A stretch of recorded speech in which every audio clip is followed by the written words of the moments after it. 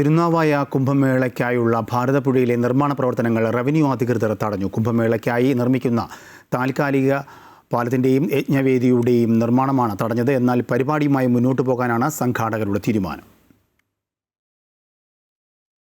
ദക്ഷിണേന്ത്യയുടെ കുംഭമേളയായ മഹാമാഘ മഹോത്സവത്തിന് ഒരുക്കങ്ങൾ തകൃതിയായി നടക്കുമ്പോഴാണ് ഭാരതപ്പുഴയിലെ നിർമ്മാണ പ്രവർത്തനങ്ങൾ റവന്യൂ അധികൃതർ എത്തി നിർത്തിവെപ്പിച്ചത്.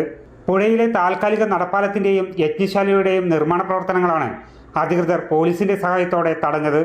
ഭാരതപ്പുഴയിൽ കുംഭമേള നടത്താനുള്ള അനുമതിക്ക് നേരത്തെ സംഘാടകർ അപേക്ഷ നൽകിയിരുന്നു. അനുമതി ലഭിക്കുമെന്ന പ്രതീക്ഷയിൽ ആരംഭിച്ച നിർമ്മാണ പ്രവർത്തനങ്ങളാണ് ഇപ്പോൾ തടസ്സപ്പെട്ടത്.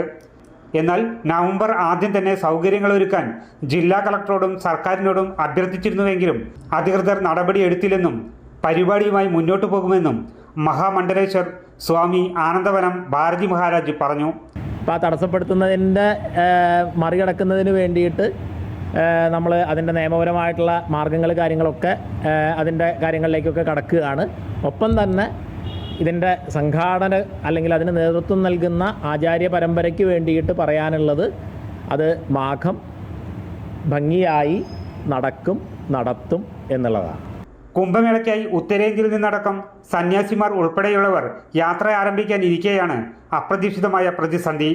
ഭാരതപ്പുഴയിൽ സർക്കാർ അനുമതി നൽകിയില്ലെങ്കിലും പുഴയോരത്തെ സ്വകാര്യ വ്യക്തികളുടെ സ്ഥലം ഉപയോഗപ്പെടുത്തി മേള ഗംഭീരമാക്കാനുള്ള കൂടിയാലോചനകളിലാണ് സംഘാടകർ. അമൃത ന്യൂസ്, മലപ്പുറം.